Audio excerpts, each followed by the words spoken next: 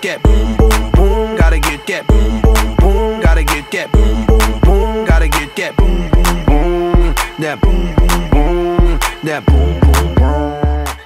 I'm fine to drive. I don't think that you should drive. Well, then I don't know what to tell you, but you're not driving my car. Well, then I'm just I can drive. No, you're driving with me. You're going with me, but I'm not. I'm fine. I'm not even drunk. I'm fine. I'm fine. I don't know.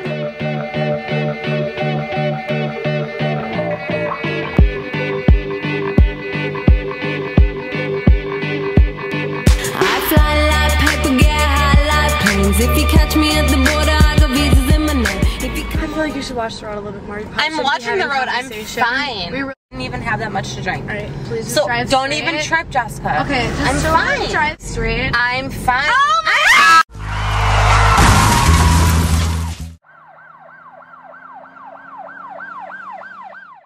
In 2007, Wisconsin had the highest rate of drunk driving in the nation, more than 26%. More than 42,000 drivers were convicted of drunken driving offenses in Wisconsin. Alcohol-related crashes killed 337 people in Wisconsin and injured more than 5,500.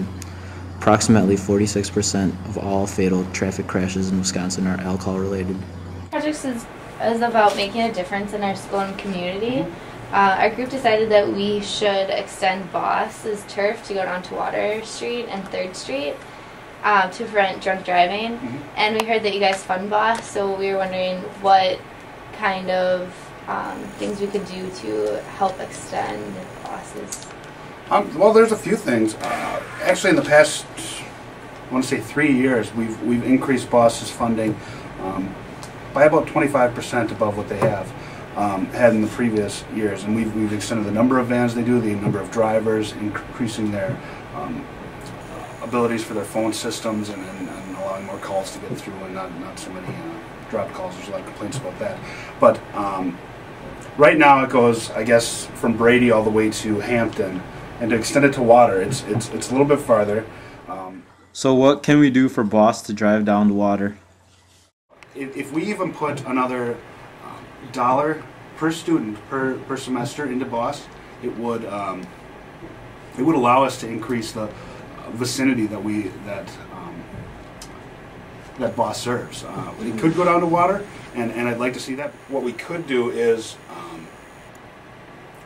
help with like a survey for students to see actually how utilized it would be if we were to expand the program. I'm doing a project for organizations, and our project is about making a difference in our school and community. You guys can participate by just raising your hands. How many people live near campus? How many people drink and go down to Water and 3rd? How many people sometimes have to be the DD, designated driver?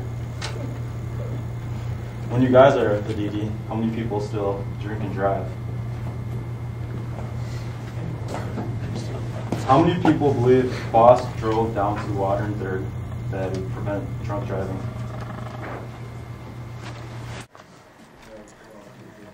Who do we need to talk to kind of go further up the ladder, you know? And actually like do something, actually push this. And actually kind of bring this to their attention.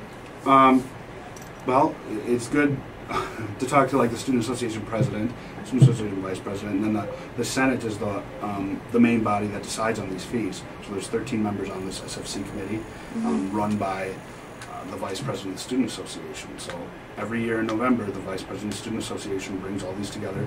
Here's the proposals. So as long as Boss would come with that proposal, first of all, you'd have to talk to the director, Courtney Gotts. Yeah. One question is, why doesn't Boss drive down to the Water Street, 3rd Ward area? The boundaries were established by our oversight committee. We're an entity of the Student Association. That's how we're funded. The original oversight committee 9 years ago set them at where they were.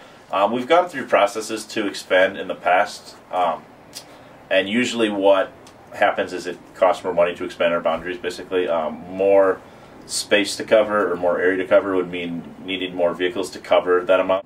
That's kind of the theory behind how the boundaries are. They're not an exact straight line, obviously, because of how the geography is. It was basically based on what we could handle given what we had. If we had 5 more vans, I'd love to go as far as we could, you know. So. Absolutely. If we had the resources to do it, we would, but we're, like everybody else, limited by what we have. So we only have 11 vans, so, and given 700 or 800 rides a night, it's statistically difficult to even keep up with where we're at now. So to expand would just, it would be even rougher. It's just like raise tuition and everything, right? It's funded. It's segregated fees, which is a separate line item than your tuition. At the bottom of your tuition bill, it'll say segregated fee. It might have even changed to university fee recently, like what they actually call it. Sure.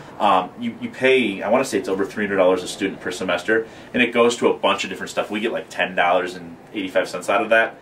Do you think it would be beneficial if Boss would be able to go down to Water Street? I think it would be beneficial to the students, which is ultimately our goal. Yeah.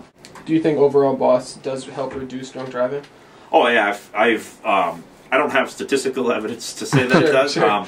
I've never stood outside with Cooper and said, "Were you more likely to drive drunk tonight if we weren't there?" Because nobody's going to actually admit that, probably. Hopefully.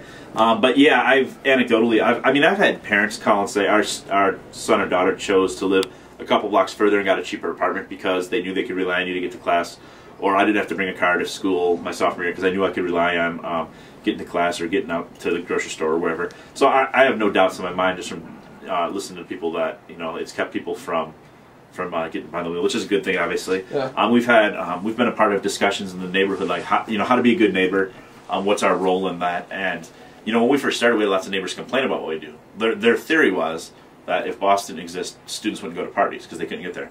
No. Well, we know that's not true because Yeah. we've been here. This is our 9th year, going on our 10th anniversary next year. We know there were parties here 11 or 12 years ago, so it had nothing to do with us. So obviously we've had people come up to us and say, it really helps that you get the students out of the neighborhood quicker, safer, that kind of stuff too. So it's a touchy subject in the neighborhood, but we feel like we keep people from making bad decisions. Courtney has yet to decide if he wants to put this in his proposal for this November. Thanks for being the DD, Jerome.